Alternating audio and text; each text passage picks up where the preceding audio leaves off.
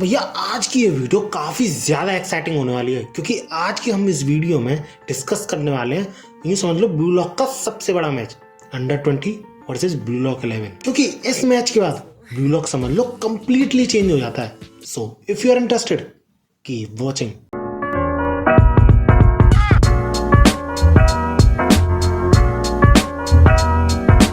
सावधान, आगे स्पॉयलर्स हैं, पर फिर भी तुम्हें देखनी चाहिए। तो जैसे ही दोनों टीम्स स्टेडियम में एंटर करती हैं तो इसागी के होश उड़ जाते हैं इतने सारे लोगों को देखकर, क्योंकि अंडर 20 टीम मेंबर्स के लिए ये तो नॉर्मल था इतने सारे लोगों के सामने खेलना, लेकिन ब्लू लॉक के प्लेयर्स के लिए ये काफी बड़ी बात है। और अगर सिर्फ इसागी की ही बात करें तो बंदा ऐसे मैचेस के लिए क्वालिफाई भी नहीं कर पाया था, यानी नेशनल्स के लिए क्वालिफाई नहीं कर पाया था, और आज अंडर 20 जापान टीम के सामने खेलेगा, वो भी एज अ स्ट्राइकर। ये सब देख के भैया किस बंदे में जोश नहीं आएगा। लेकिन तभी रिन इसागी को ख्याली फलावों से जगाता है और यूं कहता है, लेट्स गो इसागी। सोच सकते हो तुम, पहले इसागी रिन की नजर में कुछ भी नहीं था और आज इतने बड़े मैच में उसके पार्टनर की तरह खेलेगा। इसके बाद मैच शुरू होता है और रिन इसाई को किक ऑफ के साथ बॉल पास करता है, बट क्योंकि उसके सामने साई आ जाता है तो इसलिए वो वापस रिन को पास कर देता है। इसके बाद इसागी, रिन और नागी एक दूसरे को पास करते हुए आगे बढ़ रहे होते हैं। इसके बाद इसागी बॉल बशीरा को पास करता है और बशीरा बड़ी आसानी से अपनी ड्रिबलिंग के थ्रू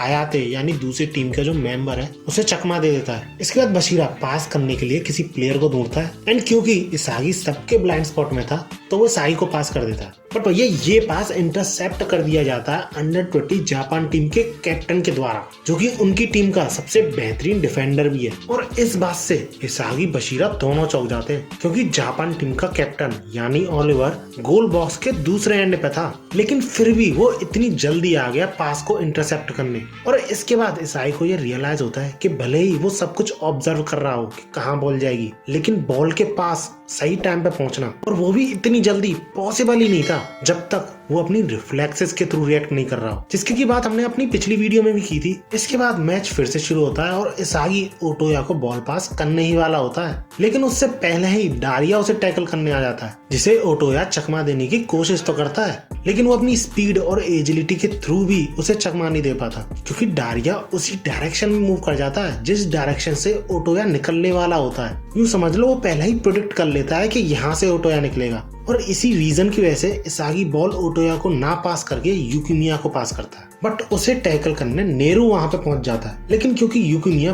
पूरे ब्लू लॉक में 1-on-1 में सबसे बेहतर है तो उसे चकमा दे तो देता है, लेकिन नेरू अपनी स्पीड के थ्रू यूकिमिया को फिर से रोक लेता है और बॉल को उससे दूर फेंक देता है, जिस वजह से बॉल चली आती है नागी के पास, जिसे टैकल करने अचानक दूसरी टीम का प्लेयर वहां पहुंच जाता है। और इतने टाइम में नागी कुछ सोच पाता, रिएक्ट कर पाता, ओलिवर वहां पे उस बॉल को छीनने पहुंच जाता है और एक बहुत तगड़ा पास करता है साई तोशी को। और जैसे ही साई तोशी तेज स्पीड में गोल की तरफ बढ़ रहा होता है, उसे रोकने आया था वहां पे शिगरी।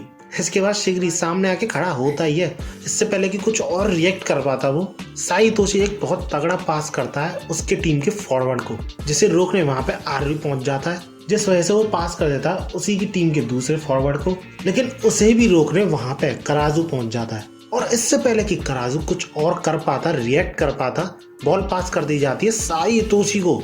और इस वक्त बॉल बहुत पास होती है गोल के, लेकिन साई को रोकने के लिए नीको आगे खड़ा हो जाता है, जिससे कि उन्हें कुछ और टाइम मिल जाता है। और इसी टाइम में शिगरी साई के पास पहुंच जाता है बॉल को छीनने के लिए, और इससे पहले वो दोनों मिलके साई से बॉल छीन पाते, वो एक बहुत प्यारा सा पास करता है जापान टीम के एस स्ट्राइकर को यानी सेंदो को, बिल्कुल गोल के सामने, जो कि एक बहुत तगड़ी किक के साथ गोल करने ही वाला होता है। लेकिन गागामारू, जो कि ऑफिशियल मैच में पहली बार गोलकीपर बना है, गोल होने से बचा लेता है यार, बट इस गोल को बचाने के चक्कर में बॉल फिर से चली आती है साई तोशी के पास। लेकिन क्योंकि साई तोशी एक बहुत डिफिकल्ट पोजीशन पे था तो गागामारू रिलैक्स हो जाता है, क्योंकि वहां से गोल नहीं करा जा सकता। बट भैया यहाँ पर बात करी जा रही है जापान के सबसे बेस्ट प्लेयर की, वो उसी पोजीशन से बिना किसी को पास करे गोल करता है, और ये बंदा इवन स्ट्राइकर भी नहीं है, मिडफील्डर है। और इस गोल को देख के ब्लू लॉक के सारे प्लेयर्स चौंक जाते हैं और पब्लिक भी साई साई करने लग जाती है। और इस मूवमेंट पे इसाई को रियलाइज होता है कि इस गेम में लीड एक्टर साई तोशी है और हम सब तो सिर्फ बैड गाइज हैं। अब ये भले ही ब्लू लॉक के सारे प्लेयर्स के लिए नया हो, लेकिन रिन इतोशी के लिए ये नया नहीं था, क्योंकि उसे पता था उसका भाई कितना टैलेंटेड है और इसलिए इन 90 मिनट्स में वो इन सारी चीयर्स को स्क्रीम्स में बदल देगा। अब इतने तगड़े गोल के बाद अंडर 20 की टीम काफी ज्यादा खुश हो जाती है, लेकिन साई के मुंह पर खुशी की एक झलक तक नहीं दिखती और वो ये बोलता है कि तीन बार गोल कर चुका होता मैं अभी तक, बट मैंने अपना टाइम और एनर्जी वेस्ट करी तुम लोगों को पास करके, खासकर सिंधो को, जिससे कि एक ऐसा गोल नहीं हो सका जो कि एक बंदर भी कर सकता था। इसलिए मेरा दिमाग खराब हुआ और मैंने खुद गोल करने की सोची। इसके बाद मैच फिर से शुरू होता है और रिन बॉल को ईसाई को पास करता है। इसके बाद वो और रिन एक दूसरे को पास करते हुए डिफेंडर्स को चकमा दे ही रहे होते हैं, लेकिन वो अचानक से ईसाई को पास ना करके पीछे पास कर देता है जहाँ पर कि बशीरा खड़ा होता है, जिसे देख के दोनों डिफेंडर्स चौंक जाते हैं। इसके बाद रिन और ईसाई जो एक दूसरे को शॉर्ट पासेस कर रहे थे, एक साथ बढ़ रहे थे आगे, वो अलग अलग डायरेक्शन में चले जाते हैं। क्योंकि नागी के पास सिर्फ 2 ही डिफेंडर्स थे, तो इसका मतलब 2 डिफेंडर्स को 3 स्ट्राइकर्स को रोकना था। इसके बाद बशीरा एक बहुत तगड़ा पास करता है रिन को और रिन के पास मौका होता है कि सामने से ही एक बहुत तगड़ा गोल करने का, लेकिन रिन और आगे बढ़ता है और साई तोशी की तरह गोल करने की कोशिश करता है, बट अपोजिंग टीम का गोलकीपर बार बार बचा लेता है गोल होने से। इसके बाद रिबाउंडेड बॉल पहुंचती है युकिमिया के पास, जिसे फिर से रोकने नेहरू वहां पे पहुंच जाता है। अब ऐसी सिचुएशन में इसागी नेहरू को कंफ्यूज करने के लिए गोल की तरफ बढ़ रहा होता है, जिससे युकिमिया को गोल शॉट मारने का मौका मिल जाता है और वो बहुत तगड़ा शॉट मारता भी है, लेकिन ओलिवर बहुत तगड़ी डिफेंडिंग करता है और गोल होने से बचा लेता है। इसके बाद रिबाउंडेड बॉल की तरफ डारिया, जो कि जापान टीम का प्लेयर है, वो बढ़ ही रहा होता है, लेकिन उससे पहले अपनी स्पीड की वजह से ओटोया बॉल के पास पहले पहुंच जाता है और गोल करने की कोशिश करता है, बट एक और डिफेंडर आके अपने फेस के थ्रू बॉल बचा लेता है। इसके बाद बॉल रिबाउंड होकर नागी के पास आ रही होती है, जिसे रोकने 2 डिफेंडर पहुंच ही रहे होते हैं, लेकिन नागी बॉल को ट्रैप करके और नीचे जमीन पे मार के बाउंस करके एक बहुत तगड़ी किक के साथ गोल करता है, जिसे देख के पूरी ऑडियंस जो कि चीयर कर रही थी अंडर 20 जापान टीम के लिए, पूरी ऑडियंस शांत हो जाती है कि ये क्या हुआ। इसके बाद पूरी अंडर 20 की टीम अंधेरे में और सारे लोग चीयर्स कर रहे होते हैं। सोच सकते हो तुम, बंदे को फुटबॉल खेलने में आलस आता था और आज अंडर 20 जापान टीम के अगेंस्ट में सबसे पहला गोल नागी ने ही किया है। अब इस गोल से पहले सारे लोग यही सोच रहे थे कि अंडर 20 की टीम ही जीतेगी, लेकिन इस गोल के बाद सबको ये लगने लग जाता है कि ब्लू लॉक सक्सीड हो चुका है नंबर 1 स्ट्राइकर बनाने में। और इसके बाद ईसाई को ये रियलाइज होता है कि उन्हें और ऐसे गोल्स करने के लिए अनप्रेडिक्टेबल प्लेज खेलने पड़ेंगे, और ऐसा तभी होगा जब वो और रिन अपने अपने गोल्स के लिए खेलें। इसके बाद मैच फिर से शुरू होता है और इस बार इतोशी ब्रदर्स का एक दूसरे से एनकाउंटर होता है, जिसमें कि साई अपनी तगड़ी ड्रिबलिंग के थ्रू आसानी से रिन को पीछे छोड़ देता है, लेकिन रिन भी तुरंत रिएक्ट करता है इसी चीज पर। और इसी स्ट्रगल के बीच साई से उसकी टीम का प्लेयर पास मांगता है और इसागी रिन से बोलता है आई गॉट योर बैक, लेकिन इस पे रिन का दिमाग खराब हो जाता है। वो बोलता है कि ब्रदर्स के बीच का मामला है, तुम सब इससे दूर रहो। अब इसी स्ट्रगल के बीच ना तो साई किसी को पास करता है, ना रिन किसी की मदद लेता है, लेकिन एट द एंड साई एक बहुत तगड़े नटमैग के थ्रू रिन को पीछे छोड़ देता है। इसके बाद यूं समझ लो नीको बिल्कुल इसागी बन जाता है। पूरे फील्ड को एनालाइज करने के बाद वो करेक्टली प्रिडिक्ट कर लेता है कि साई किसको पास करेगा, और वो पास होने से पहले ही उस पोजीशन की तरफ मूव करना शुरू कर चुका होता है। लेकिन इस पे भी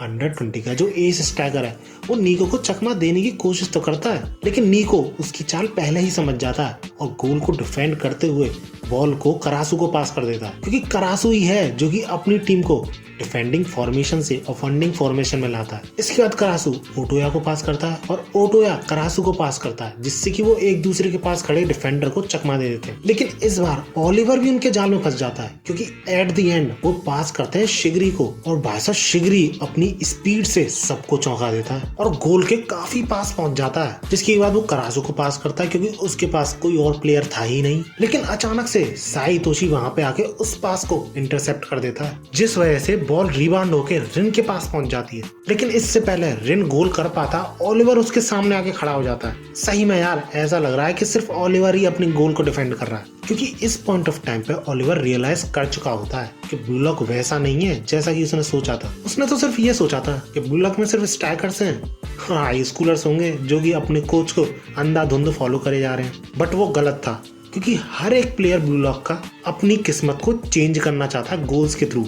इसलिए ये स्टार्विंग बीस्ट हैं। इतने में इसागी रिन को सपोर्ट करने पहुंच जाता है, जिससे कि ओलिवर को ऐसा लगे कि रिन इसागी को पास करने वाला है, बट वो इस झांसे में बिल्कुल भी नहीं फंसता है और वो रिन का ही पीछा करता है और रिन की राइट साइड को ब्लॉक करके रखता है, क्योंकि राइट फुट रिन का डोमिनेंट लेग है और ऐसे में रिन किक करता तो राइट लेग से ही है, लेकिन आउटसाइड स्पिन के साथ, जिस वजह से बॉल लेफ्ट से होके जाती है और इस बात से ओलिवर बिल्कुल चौंक जाता है। इसी के साथ रिन एक बहुत तगड़ा गोल कर देता है और ब्लू लॉक की टीम 1 पॉइंट से आगे निकल जाती है।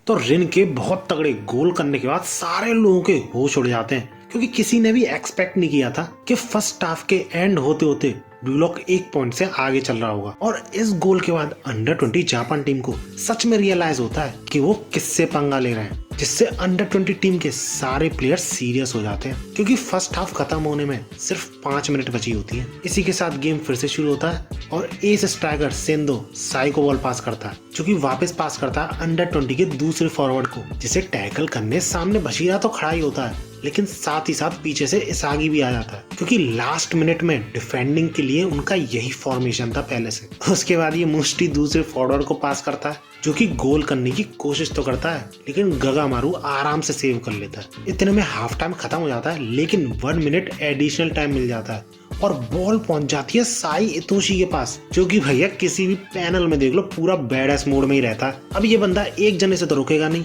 तो इसलिए बशीरा और इसागी दोनों से रोकने आते हैं, लेकिन फिर भी दोनों में से कोई उसे नहीं रोक पाता। साई तोशी उनके बीच से बड़ी आसानी से निकल जाता है और एक बहुत तगड़ा पास देता है गोल के पास, जो कि सेंदो के लिए होता है, लेकिन पास रिसीव होने से पहले ही रिन वहां पे आके उस पास को इंटरसेप्ट कर देता है। लेकिन इस चक्कर में बॉल वापस साई तोशी के पास चली जाती है, जो कि बहुत तगड़ी किक के साथ गोल कर ही देता है बस, लेकिन आर्यो की लंबी टांगे यहाँ पे भी काम आ जाती हैं और गोल होने से बार बच जाता है। इसी के साथ फर्स्ट हाफ खत्म हो जाता है और ब्लू लॉक की टीम लीड में होती है। अब तुमने पिछली वीडियो और इस वीडियो में भी गौर करा होगा कि शीदो कहीं नहीं था इसमें, जबकि वो ब्लू लॉक का सेकंड रैंक्ड प्लेयर है। इसके पीछे का रीजन है साई तोशी, क्योंकि जब साई तोशी ने अंडर 20 जापान टीम के स्ट्राइकर्स के गेम की रिकॉर्डिंग देखी था, वो बेचारे का मूड खराब हो गया और बंदे ने रिक्वेस्ट करी, रिक्वेस्ट कहना सही नहीं लगा, उसने ऑर्डर दिया कि उसे ब्लू लॉक का एक स्ट्राइकर चाहिए, तभी वो उस मैच में खेलेगा, और वो चुनता है शीदो को। बट क्योंकि under 20 Japan team over confident थी, स्पेशली उसका कैप्टन, कि वो ये मैच आसानी से जीत जाएंगे बिना शीदो के भी, इसलिए शीदो फर्स्ट हाफ में खेला ही नहीं। लेकिन फर्स्ट हाफ की बहुत बुरी परफॉर्मेंस के बाद जब साई तोशी गेम को बीच में ही छोड़ के जा रहा होता है, तो अंडर 20 टीम का कैप्टन ये तय करता है कि शीदो को अब खेलना ही पड़ेगा। और भले ही बंदा खेला ना हो, लेकिन बैठे बैठे ही एक्साइटेड हो रहा है, बंदे के सेल एक्सप्लोड कर रहे हैं, जिन्होंने मांगा पड़ी वो समझ गए होंगे। लेकिन फिर भी ईगो ये सोच रहा होता है कि शीदो र्यूशे जैसे ब्लू लॉक में कोई भी कंट्रोल नहीं कर पाया, आखिर क्यों साई तोशी ने उसे पिक किया, वो आखिरकार पता चलने ही वाला है इस मैच में। इसके बाद मैच शुरू होता है और शीदो साई एक दूसरे को बॉल पास करते हुए आगे बढ़ ही रहे होते हैं और नीको सिचुएशन को एनालाइज कर ही रहा होता है डिफेंड करने के लिए। लेकिन तभी शीदो बड़े कंफ्यूजिंग तरीके से मूव करने लग जाता है उधर, जो ना तो उसके टीममेट समझ पाते हैं ना ब्लू लॉक की टीम। इसके बाद नीको ये रियलाइज करता है कि वो अपोनेंट्स और टीममेट्स को एक जैसा ही लेके चल रहा है। उसके लिए 11 on 11 नहीं है, उसके लिए 1 versus 21 है। इसके बाद एज यूजुअल साई तोशी बहुत तगड़ा पास देता है शीदो को सबों के बीच से जाते हुए, जिसे टैकल करने वहां शिगरी पहुंच जाता है, जिस वजह से शीदो सिंधो को पास करता है और वो दोनों एक दूसरे को पास करते हुए आगे बढ़ रहे होते हैं। लेकिन तभी सिंधो शीदो को ना पास करके साई इतोशी को पास कर देता है, जो सारे प्लेयर्स को एक तरीके से स्कैन कर लेता है और बहुत तगड़ा पास देता है शीदो को, जो कि गोल करने ही वाला होता है, लेकिन नीको बार बार बचा लेता है गोल होने से। बट इसी कोशिश में उसे येलो कार्ड मिल जाता है। इसके बाद जब नीको एक्सप्लेन करता है इसागी को कि कैसे वो समहाउ मैनेज कर पाया गोल होने से, तो इसागी फर्स्ट टाइम रिन और साई के बाद किसी के विजन से इम्प्रेस होता है, क्योंकि भले ही नीको को एज अ स्ट्राइकर खेलने को ना मिला हो, लेकिन बंदे को फॉरवर्ड्स को क्रश करने में बहुत मजा आ रहा है। इसके बाद येलो कार्ड की वजह से अंडर 20 जापान टीम को फ्री किक मिलती है, जो कि ऑब्वियसली शीदो लेने की बोलता है, क्योंकि उसी की वजह से उन्हें ये फ्री किक मिली है। लेकिन साई तोशी उससे बड़ी तगड़ी बात बोलता है, क्या डायरेक्ट शॉट मारना यही सबसे बेस्ट ऑप्शन है गोल करने के लिए इस सिचुएशन में। क्या ऐसा कोई भी ऑप्शन नहीं है जो कि रियलिस्टिक भी हो और आइडियल भी हो, मतलब ज्यादा चांसेस हो गोल होने के? क्या ऐसा कोई भी तरीका नहीं है जो कि इन दोनों चीजों के सबसे ज्यादा क्लोजेस्ट हो? इस मोमेंट में तुम्हें सबसे बेस्ट गोल इमेजिन करना चाहिए जो कि तुम कर सकते हो। और भाई साहब, इसके बाद पहली बार शीदो को हम पूरे ब्लॉक में शांति से सोचते हुए देखते हैं। इसके बाद शीदो हंसते हुए बोलता है कि हाँ, एक तरीका है तो सही, लेकिन तुम उसके साथ कीप अप कर पाओगे कि नहीं ये नहीं पता। इसका साइतोशी उससे ये बोलता है कि तुमने समझ क्या रखा है मुझे। और भाई साहब, इसके बाद जो होता है ना, दोनों टीम्स के प्लेयर्स और पूरी ऑडियंस के होश उड़ जाते हैं। शीदो किक मारने की एक्टिंग करता है, लेकिन वो लेफ्ट की तरफ बड़ी तेजी से बढ़ रहा होता है, जिसका पीछा शिगरी करने लग जाता है उसे टैकल करने के लिए। और इसके बाद साइतोशी इतना तगड़ा और इतना एक्यूरेसी के साथ पास करता है शीदो को कि शिगरी यूं समझ लो 1 या 2 इंच से रह जाता है सिर्फ बॉल को दूर फेंकने में। और इसके बाद शीदो बॉल रिसीव करके बहुत तगड़ी किक के साथ गोल कर देता है। और ये पहला गोल इस मैच में ऐसा होता है जिसपे कि गगामारू रिएक्ट तक नहीं कर पाता। और इस गोल को देखने के बाद इसागी ये रियलाइज करता है कि ये गोल कोई आम गोल नहीं था, ये गोल था 2 रिफ्लेक्सेस का कॉम्बिनेशन। इसके बाद नीको और शिगरी की बुरी हालत होने की वजह से ईगो कुछ सब्स्टिट्यूशंस करने की सोचता है, जो कि होते हैं रियो और हियोरी। इसके बाद मैच फिर से शुरू होता है और रिन बॉल पास करता है इसागी को, इसागी वापस पास करता है हियोरी को। इसकी स्पेशलिटी है विजन और पासेस, जो कि तुरंत सिचुएशन को एनालाइज करके करासु को 2 डिफेंडर के बीच से पास देता है। और जैसे ही डिफेंडर करासु को टैकल करने आते हैं, इतने में हियोरी सेफ पोजीशन पर पहुंच के फिर से बॉल करासु से रिसीव कर लेता है और पूरे फील्ड को एक तरीके से स्कैन करके बहुत तगड़ा पास देता है, एक्यूरेट पास देता है नागी को। जैसे टैकल करने एक डिफेंडर आया था तो वो तुरंत पास कर देता है इसागी की तरफ। और जैसे ही इसागी डायरेक्ट शॉट के साथ गोल करने वाला होता तभी ओलिवर वहां आके गोल होने से बचा लेता है। इसके बाद बॉल पहुंचती है साइतोशी के पास, जो कि शीदो के साथ गोल की तरफ बढ़ ही रहा होता है, लेकिन तभी शीदो बहुत तेज स्पीड में आगे निकल जाता है और साई पीछे से बहुत तगड़ा पास करता है। बट इस बार नीगो की जगह रियो था डिफेंडिंग में, जो कि जब बेंच पे बैठा था तो अंडर 20 के डिफेंडर्स को पहले से ही रीड कर रहा था,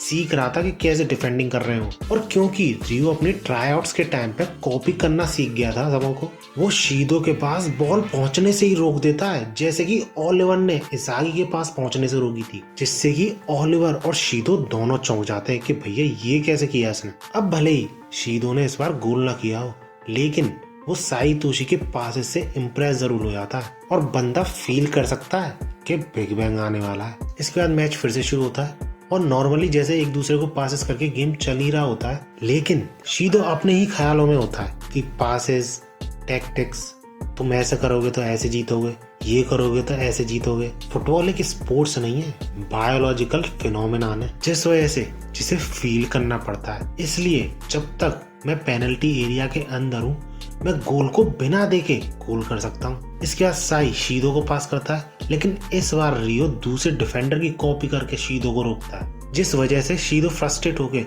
गोल को फेंक देता है। इसके बाद फिर से शीदो ख्यालों में खो जाता है खेलते खेलते कि जैसे कुछ क्रिएट करने वाले लोग, कुछ बनने वाले लोग, या फिर कुछ लोग जो बेबीज बनाते हैं, वो सारे लोग ये सब इसलिए करते हैं क्योंकि वो अपने पीछे कुछ एग्जिस्टेंस छोड़ के जाना चाहते हैं कि वो इस दुनिया में थे। और यही सेम चीज मैं फुटबॉल के थ्रू करना चाहता हूँ। इसके बाद हम देखते हैं कि जैसे ही गगोमारू किक करता है बहुत लंबी, जो कि नागी के पास पहुंचने वाली होती है, उसे बीच में ही इंटरसेप्ट कर देता है साइतोशी और बहुत तगड़ा पास करता है शीदो की तरफ। और ये सब इतनी जल्दी होता है कि कोई भी रिएक्ट नहीं कर पाता, इवन रियो भी।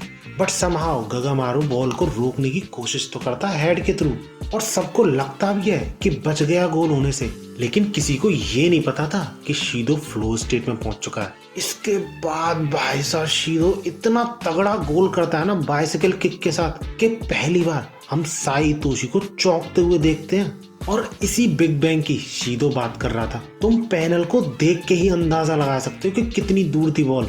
और इसी गोल के साथ अंडर 20 जापान टीम 1 पॉइंट से आगे निकल जाती है। इस गोल के बाद यूं समझ लो ब्लॉक 11 के सारे प्लेयर्स सदमे में चले जाते हैं, क्योंकि यार शीदो ने मैच में एंटर करते ही अंडर 20 जापान टीम को 1 पॉइंट से लीड दिला दी है। और इसागी भी होपलेस फील करने लग जाता है कि इस रेट से तो हम सब हार जाएंगे। इसलिए वो ईगो के पास जाता है राय लेने, लेकिन ईगो साफ साफ बोल देता है ब्लू लॉक तो ऑलरेडी जीत चुका है, क्योंकि फर्स्ट हाफ में ब्लू लॉक ने डोमिनेट किया था और शीदो जो कि ब्लू लॉक का ही प्लेयर है बहुत तगड़ा खेल रहा है। इसलिए भले ही इस मैच के बाद ब्लू लॉक बंद हो जाए, लेकिन तुम लोगों की लाइफ बन जाएगी, तुम सब ऐसे ही गायब नहीं हो जाओगे।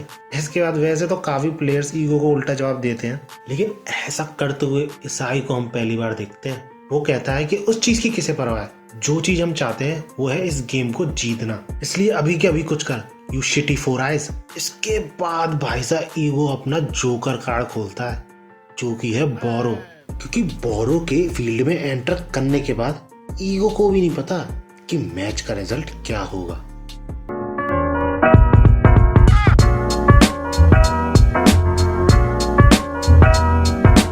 तो बोरो के फील्ड पे आते ही इसागी उसे उसकी पोजीशन समझाने लग जाता है कि किस तरीके से टीम के साथ कोऑर्डिनेट करना है, लेकिन तभी किंग उसे बीच में ही रोक देता है और बोलता है कि मैं वैसे बैठे बैठे बेंच पे ऐसे देख रहा था, तुम्हारे खेलने का तरीका काफी बोरिंग चल रहा है। तभी हमें ईगो के डिसीजन की रियलिटी पता चलती है कि उसने पहले से ही सोच रखा था बोरो को यूज करने का। उसका कोई इंटेंशन नहीं है इस मैच को ऐसे ही जाने देने का, बस वो ये देखना चाहता था कि ब्लू लॉक की टीम में अभी भी कोई ऐसा है जो कि अभी भी जीतने की चाह रखता है। और ये चीज साफ क्लियर हो जाती है जब रिन सारे प्लेयर्स से बोलता है कि बैलेंसिंग, स्ट्रेटेजीज, इन सबको छोड़ो, सारे फॉरवर्ड्स गोल पर टूट पड़ो, भले ही तुम्हें गोल करने के लिए और जीतने के लिए एक दूसरे को ही क्रश कोना करना पड़ जाए। और इसके बाद असली मैच शुरू होता है जब ब्लू लॉक और अंडर 20 फुल पोटेंशियल में होते हैं। तो मैच स्टार्ट होते ही इसागी रिन को बॉल पास करता है, और क्योंकि ईगो ने पहले ही बोरो से बोल रखी थी कि तुम्हें सिर्फ फील्ड पे इसागी को डिवोर करना है, तो इसलिए बोरो का सारा कंसंट्रेशन इसागी के खेलने पर ही होता है।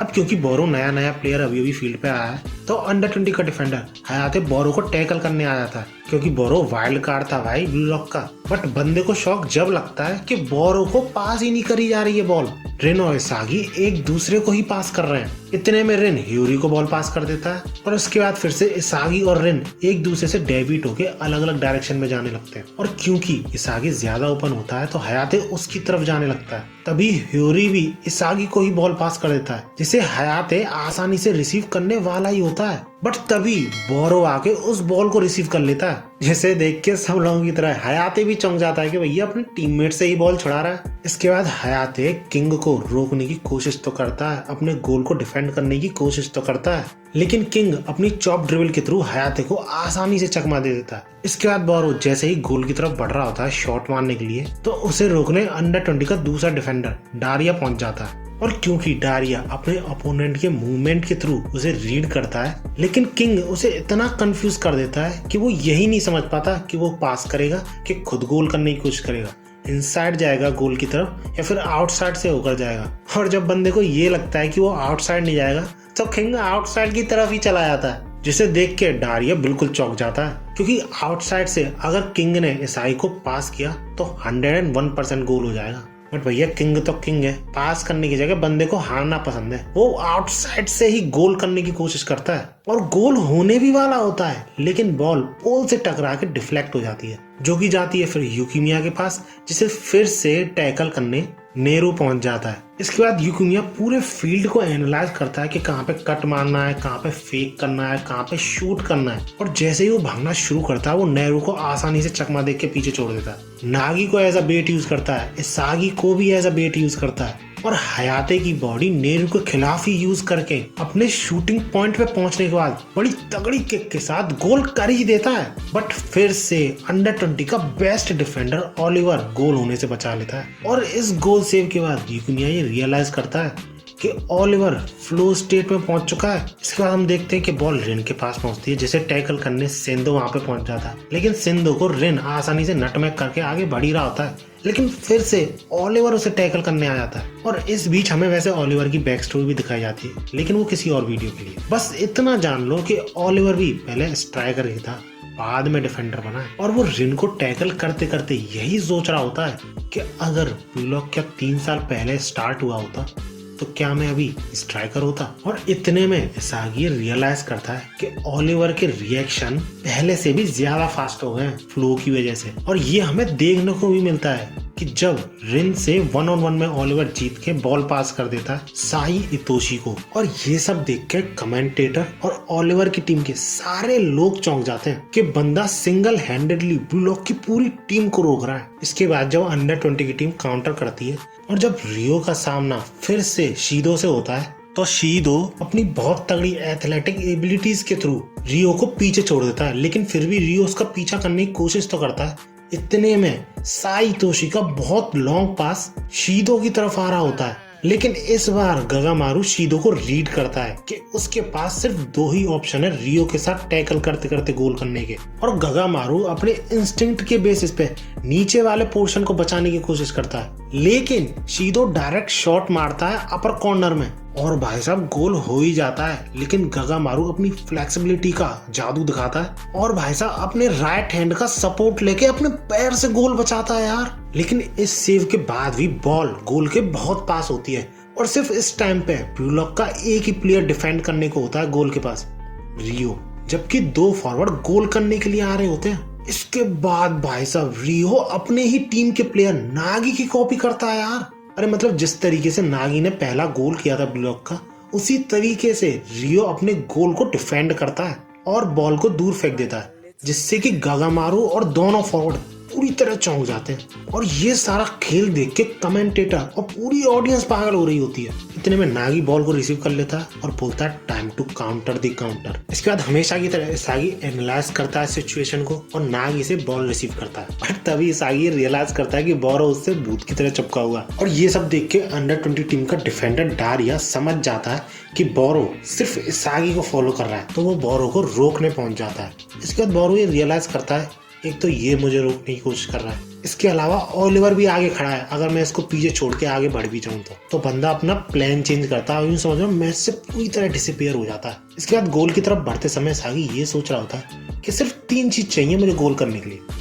एक तो गोल करने के लिए सही जगह, दूसरा बॉल पास करने के लिए कोई बंदा, और तीसरा कोई डिफेंडर ना हो गोल के पास, स्पेशली ओलिवर। और ये तीनों प्रॉब्लम सॉल्व करने करासू वहां पे पहुंच जाता है, जो कि रेन से बॉल रिसीव करता है और इसागी को पास कर देता है, और इसागी वापस नागी को बॉल पास कर देता है, क्योंकि बंदे को अपने गोलिंग स्पॉट पे भी तो पहुंचना था ना। बट यार इसागी ऐसी सिचुएशन में नागी को बॉल पास करता है जिसमें कि वो खुद गोल ना कर सके, उसे पास करना ही पड़े कि एक तो गोल उसके पीठ पीछे, ऊपर से तीनों डिफेंडर उसी के पास है। और इसके बाद जाके नागी इसागी का प्लान समझता है और यूं बोलता है नॉट फेयर इसागी योइची, और इतने में नागी बॉल को गोल की तरफ फेंकता है जहां पर इसागी पहुंच रहा होता है सबके ब्लाइंड स्पॉट का यूज करते हुए। लेकिन अनएक्सपेक्टेडली वहां पर साई इतोशी पहुंच जाता है यार, और साई तोशी पहली बार किसी बंदे की तारीफ करता हुआ दिखता है। वो बोलता है you got a good brain in their. लेकिन साई तोशी को देख के इस समय सागी अंधेरे में होता है कि भैया ये कहां से आया,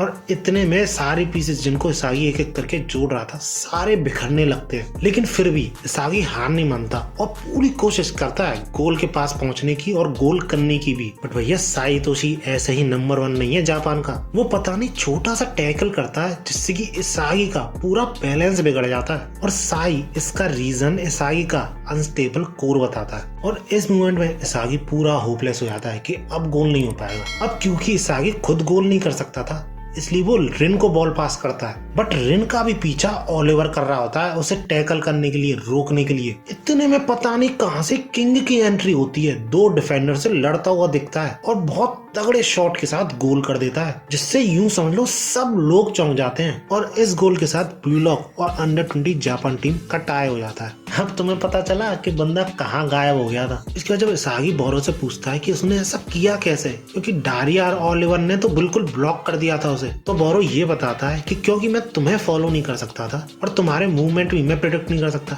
लेकिन एक बंदा है जो कि प्रिडिक्ट कर सकता था, वो था रिन, इसलिए मैंने उसे फॉलो करना शुरू किया और सही मूवमेंट का इंतजार किया। और इस पॉइंट ऑफ टाइम पे सिर्फ 15 मिनट्स बचे होते हैं। दैट्स व्हाई ये लास्ट चांस होता है कि कौन जीतेगा और कौन नहीं। इसके बाद फाइनली मैच फिर से शुरू होता है और साई तोशी बॉल को लेकर तेजी से गोल की तरफ बढ़ रहा होता है। अब क्योंकि साई तोशी के पास के बाद ही अंडर 20 जापान टीम का काउंटर शुरू होता है, तो साई ये सोच रहा होता है कहां पर पास करेगा। लेकिन इतने में साई तोशी नागी को चकमा देते हुए इसागी की तरफ बढ़ रहा होता है और अपने अंदर का मॉन्स्टर दिखाते हुए भाई साहब बहुत बैड लाइन बोलता है जो कि है I will increase the game level, only the idiots who can follow me get to see the scenery that comes next. जिस वजह से सारे प्लेयर्स के मुंह पे डर देख सकते हो तुम। सबसे पहले तो इसागी, जिसे वो बहुत तगड़े नटमैग के साथ पीछे छोड़ता है, और इसागी इसी नटमैग के बाद समझ जाता है कि साई तोशी ने अभी तक खेलना तो शुरू ही नहीं किया था। इसके बाद हम देखते हैं साई तोशी को करासू और किंग दोनों को चकमा देते हुए।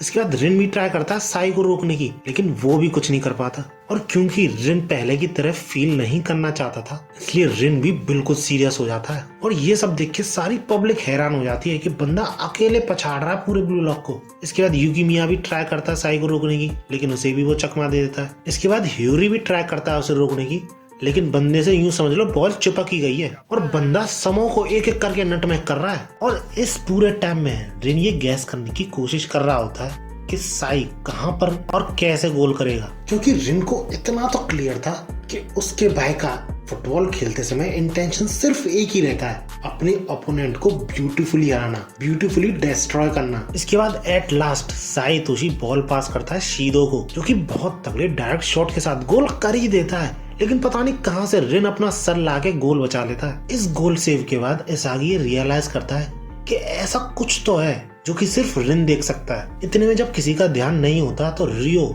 एक तगड़ी किक के साथ बॉल को गोल से दूर फेंक देता है, जिसे नागी रिसीव कर लेता है। और इसी के साथ इसागी फिर से पूरी फील्ड को एनालाइज करने लग जाता है, सारे पीसेस को जोड़ने लग जाता है। इसके बाद नागी बॉल इसागी को पास करता है, जो बशीरा के साथ पास करके अंडर 20 के डिफेंडर हयाते को आसानी से चकमा देता है। लेकिन तभी फिर से इसागी रियलाइज करता है कि किंग उसके पीछे फिर से चिपक चुका है भूत की तरह, और इस बार तो बोरो हेड ऑन इसागी से बॉल छीनने की कोशिश करता है। इसलिए इसागी बॉल बशीरा को पास करता है, जिसे कि टैकल करने नेहरू वहां पे पहुंच जाता है, जो कि सोचता है अपनी स्पीड से मैं इसको टैकल कर सकता हूँ, लेकिन बशीरा अपनी तगड़ी ड्रिबलिंग के साथ उसे पीछे छोड़ देता है, जिस वजह से दो डिफेंडर मिलकर बशीरा से बॉल छीनने की कोशिश करते हैं, लेकिन फिर भी नहीं छीन पाते, जिसे देख के सारी ऑडियंस चौंक जाती है। लेकिन अब की बार बशीरा के सामने आके खड़ा हो जाता है ओलिवर, जिस वजह से नागी और इसागी दोनों कहते हैं कि इधर पास करो, लेकिन बशीरा यार किसी की नहीं सुनता और अपनी सीजर्स का यूज करके और ड्रिबलिंग का यूज करके बहुत तगड़े तरीके से ओलिवर को चकमा देता है, जिससे कि ओलिवर बिल्कुल चौंक जाता है। लेकिन एट द सेम टाइम गोली भी बशीरा के बहुत पास पहुंच जाता है बॉल छीनने के लिए, लेकिन बशीरा थोड़ा सा फ्लिप करके गोल की तरफ बढ़ा देता है बॉल को, लेकिन समहाउ वहां पे सिंधो पहुंच जाता है और नेक बचा देता है गोल होने से। इसके बाद रिबाउंड होकर बॉल पहुंचती है ओलिवर के पास, और ओलिवर बिना टाइम वेस्ट करे बॉल पास कर देता है साई तोशी को। और इस टाइम तक ओलिवर रियलाइज कर जाता है कि ब्लू लॉक की हीट ने पूरी अंडर 20 जापान टीम को चेंज कर दिया है, और ये सारे प्लेयर्स फील कर सकते हैं। अब क्योंकि बॉल साई तोशी पे थी, तो यूकीमिया और करासू दोनों वहां पे उसे टैकल करने पहुंच जाते हैं, रोकने पहुंच जाते हैं, और उन्हें यही लग रहा था कि फिर से बॉल शीदो को ही पास करी जाएगी। पर साई उन्हें याद दिलाता है कि वो हर प्रॉपर स्ट्राइकर को इक्वली ट्रीट करता है, और उनके बीच से बॉल पास करता है दो फॉरवर्ड्स की तरफ, जिन्हें रोकने आर्यू और ह्यूरी दोनों पहुंच जाते हैं, और दोनों फॉरवर्ड एक दूसरे की हेल्प की वजह से आर्यू और ह्यूरी दोनों को चकमा दे देते हैं और गोल स्कोर करने की कोशिश भी करते हैं। लेकिन सामने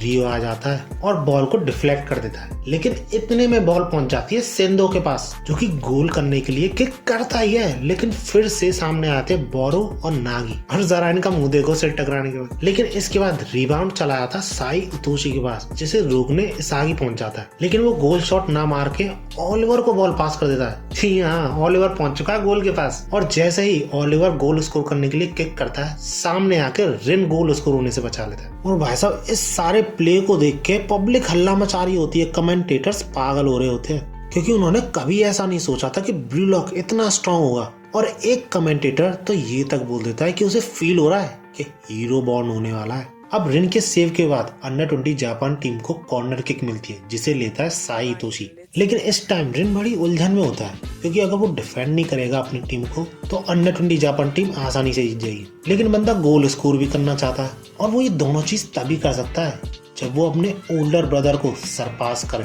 इतने में साई किक करता है, और रिन को ऐसा लगता है कि ये बॉल ओलिवर के लिए है, लेकिन रियलिटी में वो बॉल होती है शीदो के लिए, जिसे रिन भी प्रिडिक्ट नहीं कर पाता। लेकिन इसागी इसे प्रोटेक्ट कर लेता है, जिसे देख के रिन बिल्कुल चौंक जाता है। इसी के साथ इसागी बॉल बचा के पास कर देता है ह्योरी को। और इस पॉइंट ऑफ टाइम पे रिन इतना पागल हो चुका होता है, इसागी क्या तुम मुझे हारने भी नहीं दोगे शांति से? ये ब्लू लॉक के सारे प्लेयर्स क्यों बार बार मेरे बीच में टांग अड़ाते हैं? और ये स्टार्टिंग होती है रिन हितोशी के फ्लो स्टेट में पहुंचने की। अब ह्योरी जिसके पास बॉल होती है वो पास करने के लिए बंदा कोई ढूंढ ही रहा होता है, लेकिन अचानक से रिन वहां पे आके उससे बॉल छीन लेता है, जिसे देख के कोई भी चौंक जाएगा, इसलिए ह्योरी भी चौंक जाता है। और इस पॉइंट ऑफ टाइम पे रिन पूरा सेल्फ सेंटर्ड हो चुका होता है। हितोशी साई, इसागी, ब्लू लॉक, इस टाइम पे उसे किसी की परवाह नहीं, सब कुछ डिस्कस्टिंग लग रहा है उसे। इसके बाद इसागी रिन के साथ सिंक्रोनाइज होने की कोशिश करता है, लेकिन रिन एक नहीं सुनता इसागी की। और चौंकने वाली बात तो ये होती है इसागी के लिए कि वो सीधा डिफेंडर के पास जा रहा होता है, ना कि उससे बच के बॉल आगे ले आने की सोचता है। और क्योंकि अंडर 20 का डिफेंडर नेरो की एबिलिटी थी उसकी स्पीड, वो उसे अपनी स्पीड के थ्रू ही हराता है। और इसके बाद वो फिर से दूसरे डिफेंडर यानी डारिया के पास जाता है और उसे भी माइंड रीडिंग गेम्स में हरा के आगे निकल जाता है। बंदा सवों से हेड ऑन टैकल करने की सोच रहा है, इसलिए वो तीसरे डिफेंडर के पास जाता है जिसकी स्ट्रेंथ है फिजिक, जिसके की थ्रू वो टैकल करता है। लेकिन इस बार रिन उसे फिजिकल टैकल में ही हरा देता है। और इसके बाद वो आखिरी डिफेंडर की तरफ जाता है जो कि है ओलिवर। और इसके बाद ओलिवर रिन को रीड करके उसे रोकने के कितने चांसेस हैं ये चीज प्रिडिक्ट करता है, लेकिन बंदे की कोई कैलकुलेशन काम नहीं आती इसमें।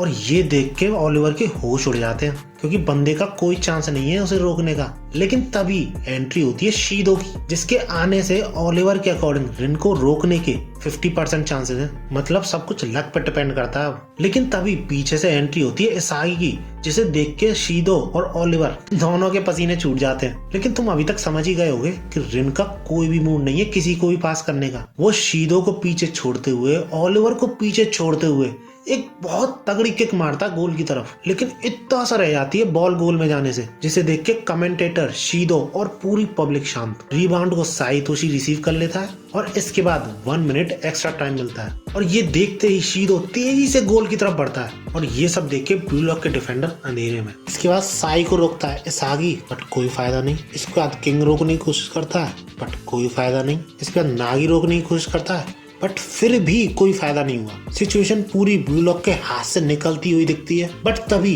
इसागी कुछ ऐसा देखता है और ऐसा सोचता है जो कि और कोई नहीं कर सकता था। इसके बाद हम ये देखते हैं कि साई को टैकल करने इस बार रिन आता है। दोनों एक दूसरे से बहस करते हैं, लेकिन इस वक्त रिन किसी की सुनने के मूड में नहीं था। इसके बाद दोनों भाइयों की 1-on-1 बैटल दिखाई जाती है, of course in terms of football, जिसमें साई पूरी कोशिश करता है रिन को चकमा देने की। लेकिन रिन इस वक्त फ्लो स्टेट में, पिछली बार की तरह नहीं कि एक ही बार में नटमैक करके साई आगे निकल जाए। जिसके बाद साई हितोशी बिल्कुल सीरियस हो जाता है और एक तगड़ी टेक्निक के साथ नटमैक करने की कोशिश करता है रिन हितोशी को। लेकिन first time in this match Sai Hitoshi से बॉल छीन ली जाती है और ये देख के साई हितोशी के होश उड़ जाते हैं। और ये बॉल ओलिवर से होते हुए जाती है ठीक इसागी के पास, जो कि अपना लक फैक्टर यूज करता है इसमें, जैसे रिन ने इस मैच में किया था, और एक बहुत ही तगड़े डायरेक्ट शॉट के साथ गोल करता है, जिसे देख के पब्लिक और उसके टीममेट्स का जरा रेस्पॉन्स देखो। इसके बाद अपनी अनरी चन की आंखों में आंसू आ जाते हैं, क्योंकि ब्लू लॉक की टीम पूरी दुनिया के सामने अंडर 20 जापान टीम को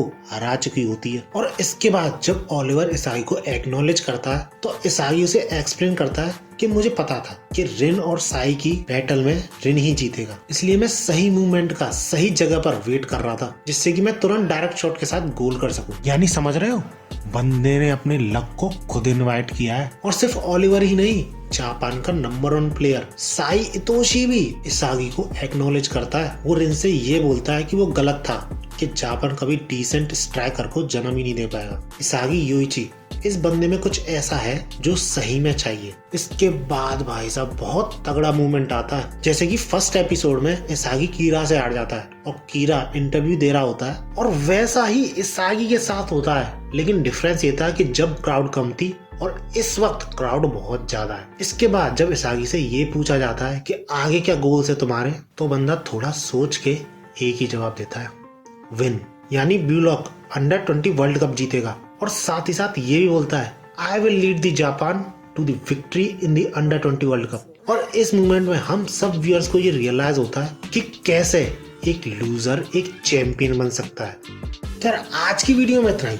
अगर तुम्हें सही में इस मैच के तीनों पार्ट पसंद आए तो यार जल्दी से जल्दी 1000 सब्सक्राइबर करा दो, बस यही रिक्वेस्ट है।